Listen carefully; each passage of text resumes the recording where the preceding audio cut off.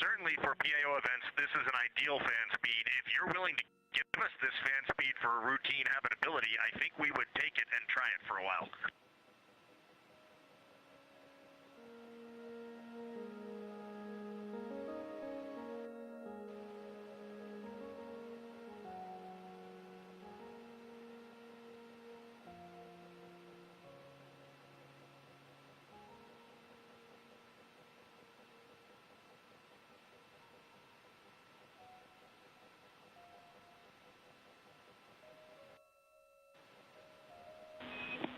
And Reed, we are able to support keeping the fan speed in this config. Happy to keep it here to collect data.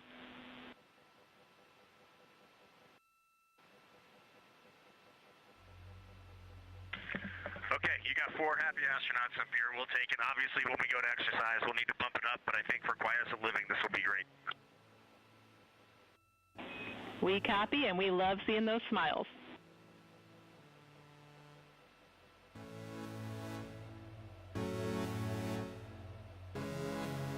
Approaching rendezvous.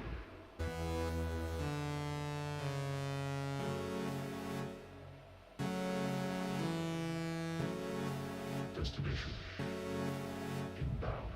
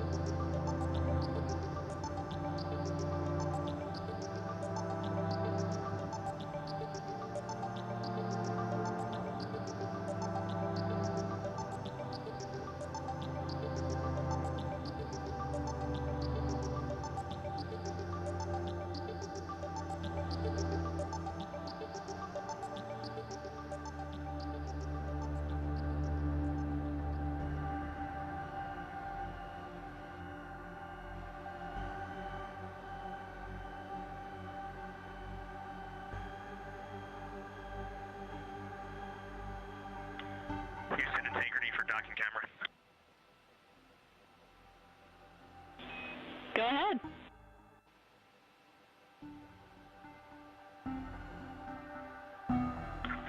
Just want to make sure we have the config you're expecting. I have the dual camera bracket is installed, the window shade is closed, and the docking camera is stowed in its Alpha 3 storage area.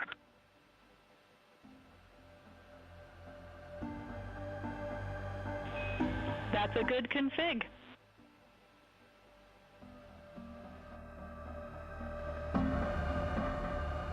Thank you. And while I've got you, we are 3 minutes out from an on-time start of the next event.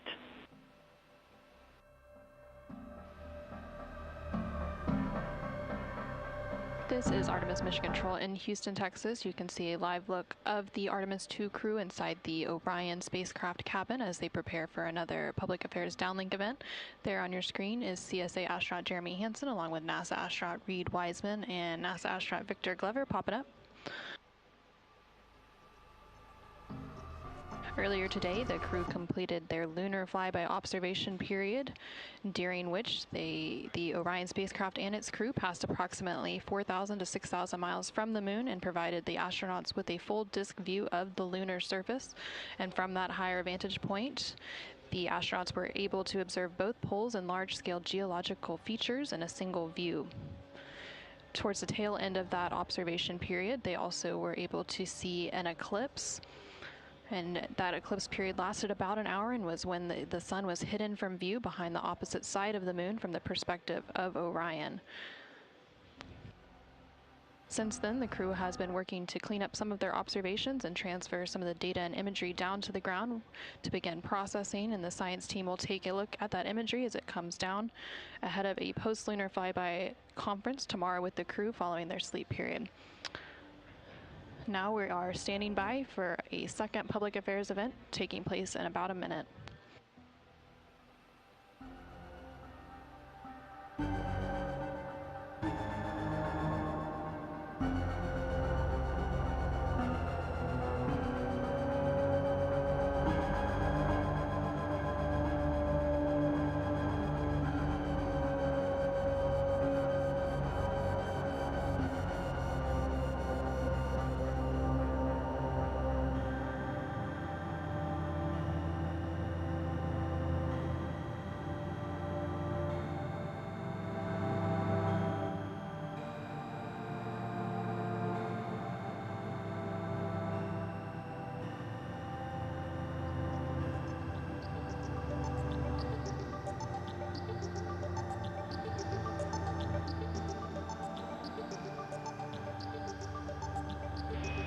Integrity, this is Houston. Are you ready for the event?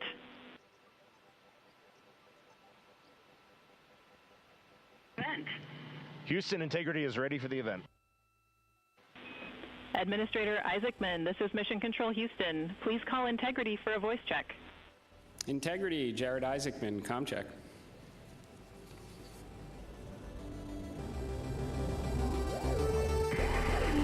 Administrator Isaacman, we've got you loud and clear up here.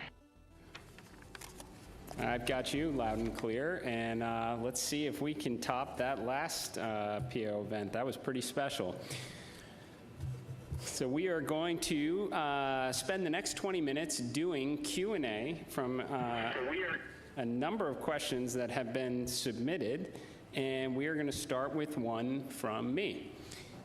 You all have spent years preparing for this moment and imagining what it must be like when you look down at the moon, at the lunar surface. What has surprised you all that you did not anticipate?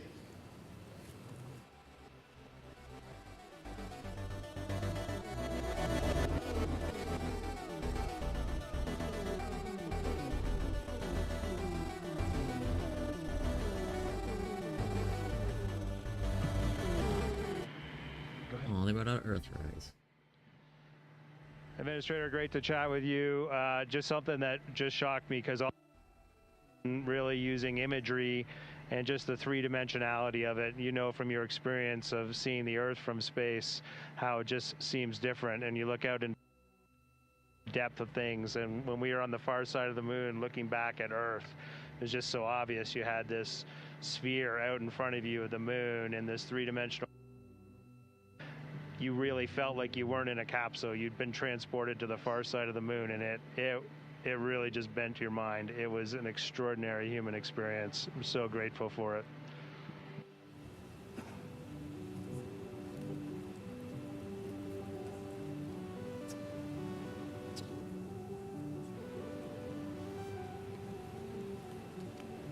Integrity, Jared, anyone else want to answer that one?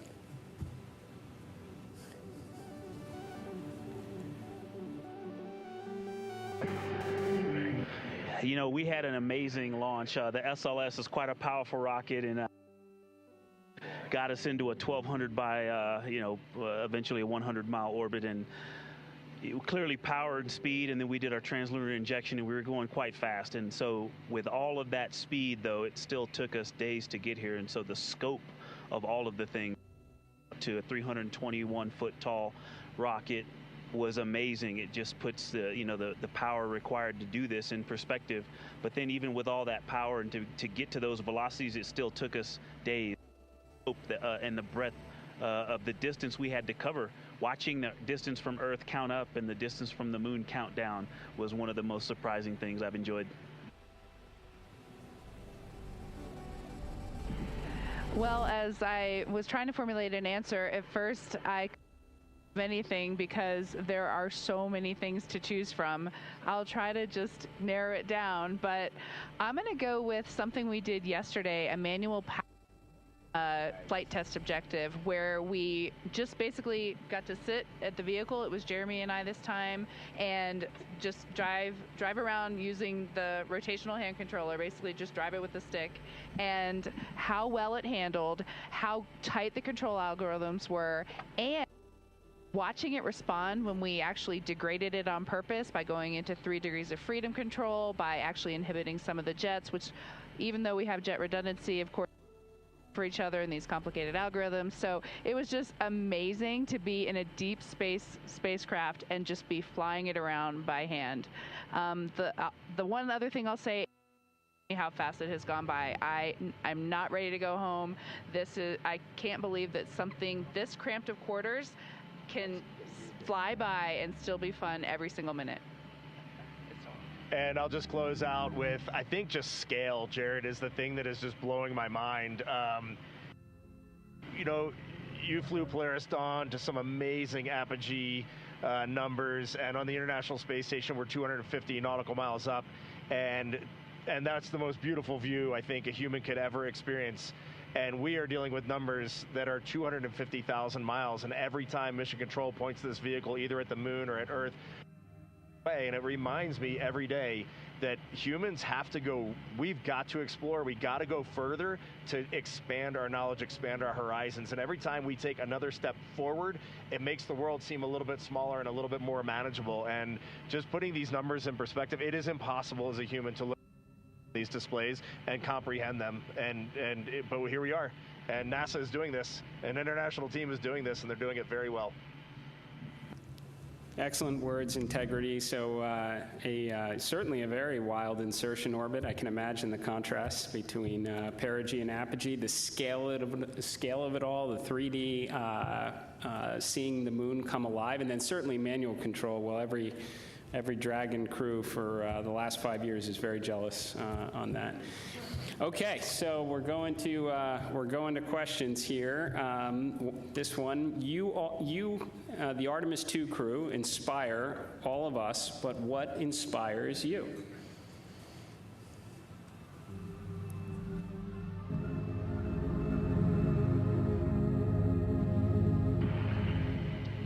I think as you get older, your answer to that question changes a lot. Certainly when I was a young boy and a young man, just seeing an airplane flying overhead, to me that really lit a fire in me. And then I think when you reach your middle age, it is interesting to watch leadership throughout the world kind of change the course of human. You can watch that unfold. And now now that I'm just a little bit over 50, you'll be there soon. Now that I'm just a little bit over 50, I mean, it all ties back to just family, and you understand just how much the people that you surround yourself with, and that is really every night when you go to bed, that's really what you end up thinking. At least that's what I end up thinking.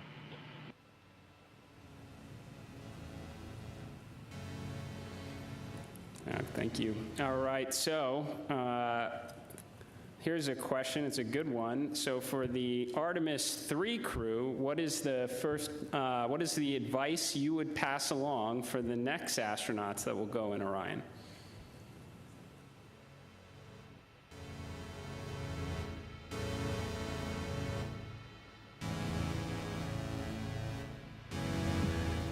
That's a great question, Jared. We've actually been thinking about the Artemis 3 crew since we were assigned as the Artemis 2 crew. It was the beginning of how we came up with how we wanted to fly this mission, how we wanted to buy down risk for the program, and values as a crew.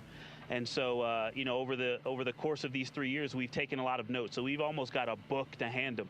But I think a few practical things, just sitting here, we've been living for the past 6 days. How you pack is a huge impact to how you will live on the journey. And so things like food and your hygiene products, and then you know what's going on with our waste management system, the technology that we have, practicing that and being familiar with that and being prepared mentally. I used it on the space station. I used it at home in training, but I'll be honest, I wasn't really prepared to have to use it for over half the mission. And but you know, we adapt and overcome, and so I can't wait to talk to that crew. I'm glad you said it, or else I was. We definitely have to fix some of the plumbing.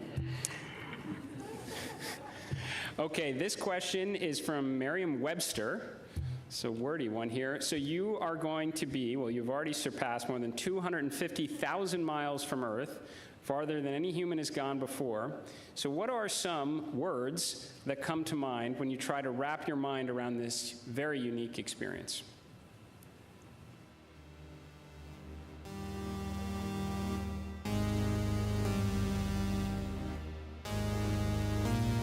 I'll be honest with you, the main word, because superlatives just don't do it justice, is humility. We would never be here if it weren't for so many people that came before us, starting with Neil Armstrong, Katherine Johnson, Dorothy Vaughan, civil rights movement leaders, everyone who worked on this spacecraft. Before we got here in our 3 years of training, we went all over the country and even to our European and Canadian partners to see the people who have put their hands on this hardware, the millions of parts from every valve, to this entire thing, the people that put on harnesses every day to rig it up in the VAB. They all passed the record. We definitely didn't pass the record up here alone. So this is actually very similar to the question the President of the United States asked just a brief bit ago. But during the quiet moments on your journey, when you were out of contact with everyone here on Earth, what were some of the thoughts that tended to occupy your mind most?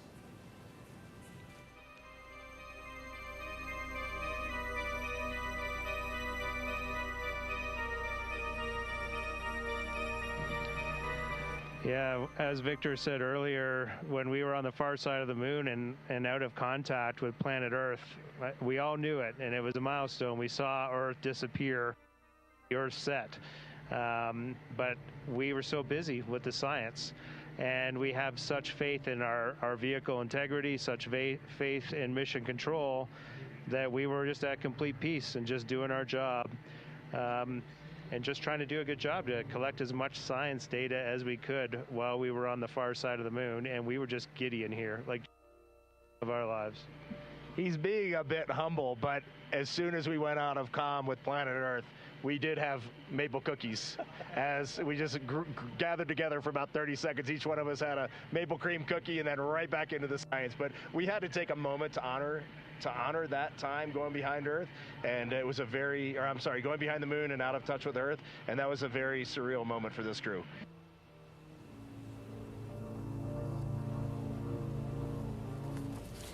Copy that. Copy. Good maple cookies on the far side. And how has this journey changed? How has this journey already changed the way you see our home planet and humanity's future among the stars?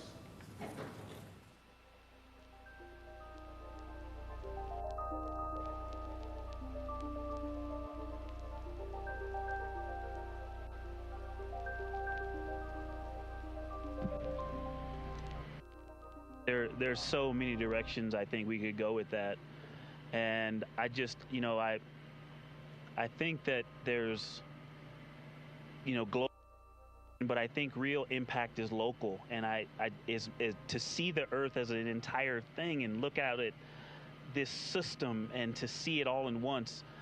But my daughters, and just the things that we can impact directly, the people that I can touch, that I can speak to, hug, and show love and gratitude toward,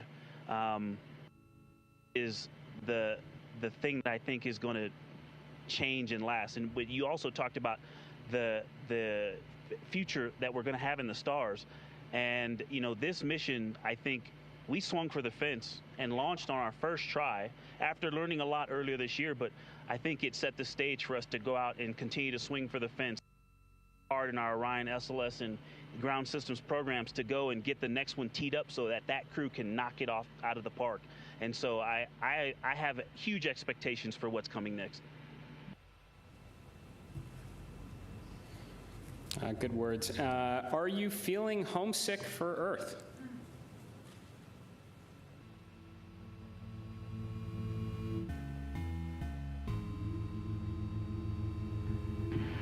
I will tell you, last of my eyes, I did start thinking about getting home. It's not homesickness at all, but the first time probably in 3 years, I let my mind get past the moon and back towards home, and I had to catch myself right there. You're an operator just like we are, and that is the place to be when you're up here. We got to look one step ahead. What's next? What's our next burn? How are we setting up our trajectory to get home? And we are going to do that. We are locked in, and we are definitely excited for the second half of this mission. And we are on guard. We are first crew to fly this vehicle. We are ready for any contingency in any scenario, and we are going to stay locked in every second until we are back on that Navy ship and then home reunited with our families. And copy that. Astronauts like being in space. That checks out. Okay, there's a lot of questions from the space photography community. How are the pictures going so far?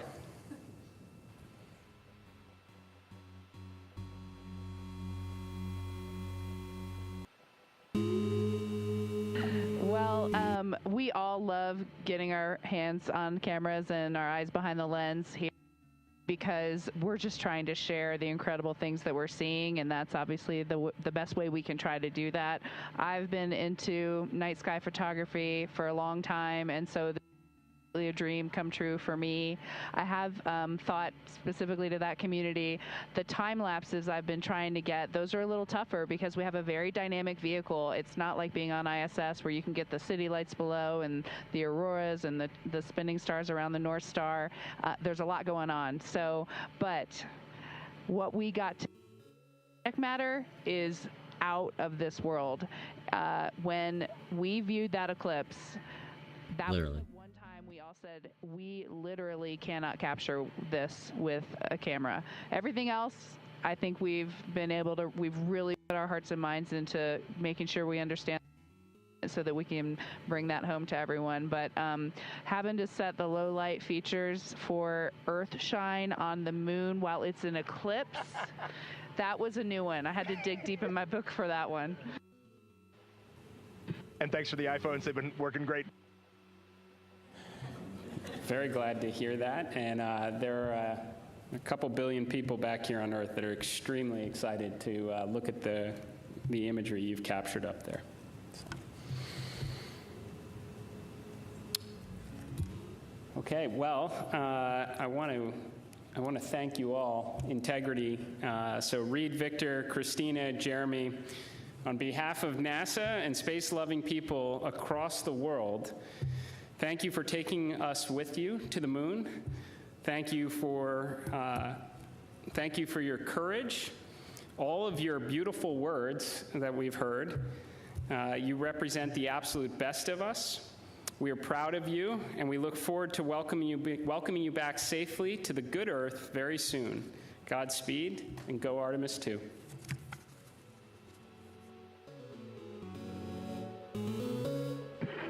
Thank you so much, Administrator. We are just proud to be a part of this team, doing our work every day, and we are supported by a huge world of humans, and we are just honored to be a part of that. Thank you. We'll see you soon. Integrity, this is Houston ACR. That concludes the event. Thank you. Thank you to all participants. Integrity, we are now resuming operational audio comm.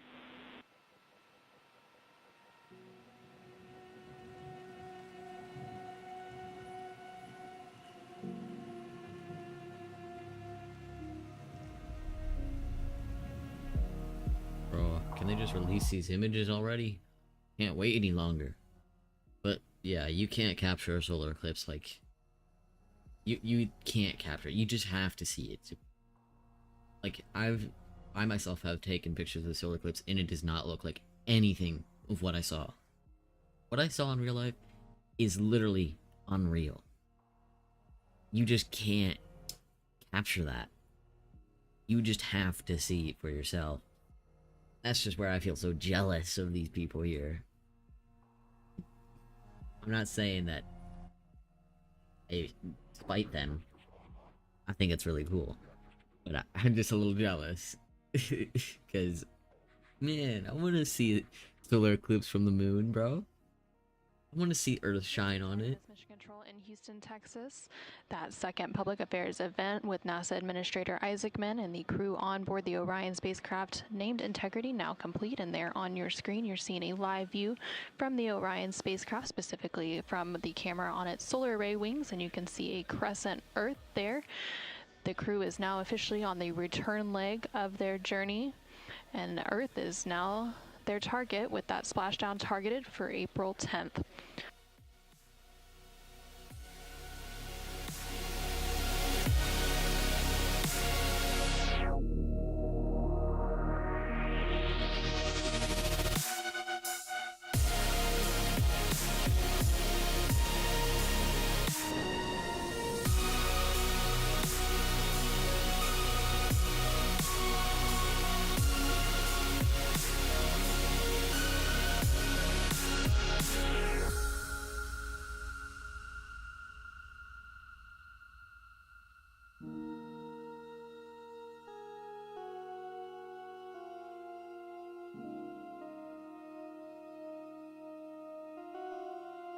I think that's going to conclude this stream here.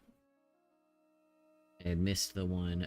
I thought it was still streaming, but apparently it auto-ended because the 12-hour mark. And it ended right before they started doing the one with Donald Trump on the line. Ooh. They start on that, guys. I just would like to say he probably doesn't give any... He doesn't care of what's going on. Mission Control Houston inside the Artemis flight control room as the lunar flyby coverage is coming to a close. You can see a final look there of the Orion spacecraft and that crescent moon in the distance. The Artemis 2 crew inside the Orion spacecraft named Integrity lifted off atop the Space Launch System rocket on Wednesday, April 1st from NASA's Kennedy Space Center in Florida. This crew is the first to live and work inside the Orion spacecraft. And about 25 hours after launch, Orion conducted its TLI, or translunar injection burn, which committed Orion to departing high Earth orbit and set us up for today's flyby. TLI also served as the spacecraft's deorbit burn as it slingshot Orion around the moon and set the crew on its free return trajectory, with that splashdown slated for Friday, April 10th.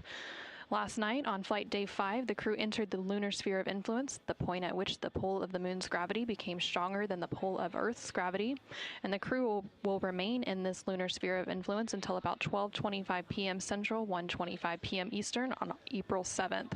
Today, the crew spent the majority of their day making science observations and capturing imagery as part of the lunar flyby, during which Orion and its crew passed approximately 4,000 to 6,000 miles from the moon and provided the crew with a full disk view of the lunar surface. From that higher vantage point, the crew was able to observe both poles and large-scale geologic features in a single view, and the Artemis II crew also became the first humans to directly observe certain far-side regions of the moon with unaided eyes. During the lunar flyby, the crew also surpassed the Apollo 13 distance record and made that farthest distance from the Earth during their mission at a distance of 252,756 miles away from Earth. Integrity Houston with 2 updates.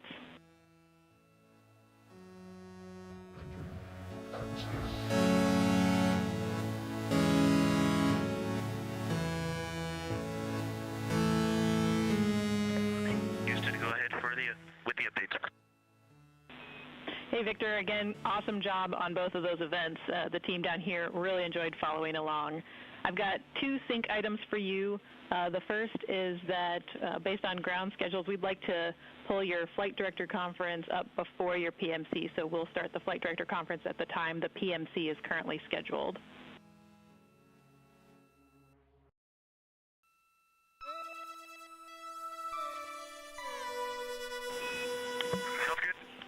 And the second item is just following up on the DU-1 caution. We believe this is a recurrence of what we saw with DU-2 earlier in the mission. It's back up and it's ready for you to reconfigure displays as you wish. And I see you have that in work.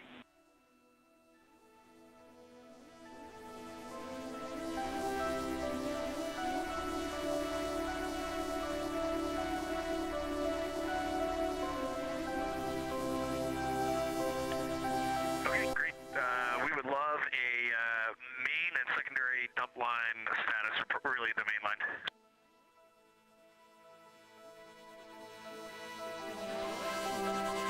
Check in.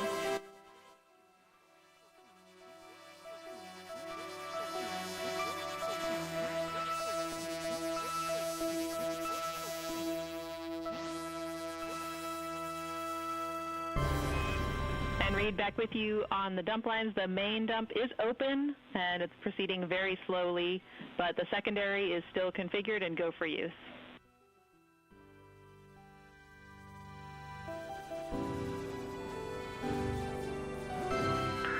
Okay, sounds good. Thank you. And this is Artemis Mission Control. Some communication there between NASA astronaut Reed Wiseman and the Capcom, or capsule communicator, here in Mission Control, discussing some of the final activities on their timeline for the day before they head into pre-sleep and get ready to close out Flight Day 6. So during the flyby period, the Artemis crew and in its Orion spacecraft reached a farthest distance from Earth at 252,756 miles, which was 4,112 miles farther than Apollo 13. And a couple minutes prior to that farthest distance milestone, Orion also made its closest approach to the moon at a distance of 4,067 miles. And at the end of the lunar flyby period, the crew was also able to see an eclipse with the sun hidden from view behind the opposite side of the moon from the perspective of Orion. And during this time, the crew saw a mostly dark moon, and the crew also used the opportunity to analyze the solar corona, which is the sun's outermost atmosphere.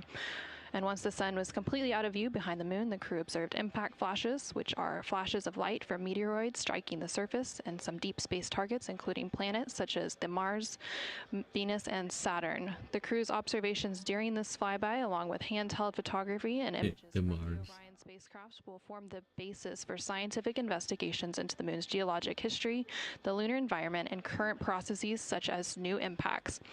At this point in the Artemis II mission, the crew and the teams on the ground have begun or completed 23 of the 27 high-priority objectives for the mission, providing a tremendous insight into the operation of the Orion spacecraft and critical information as we prepare for future Artemis missions. Now that the lunar flyby observation period has concluded, along with the public affairs events that followed with President Donald Trump and NASA Administrator Jared Isaacman, we are going to wrap our broadcast coverage on NASA Plus. Thank you to everyone who tuned into our coverage on NASA Plus, as well as through our streaming partners on Peacock, Netflix, Amazon Prime, and HBO Max.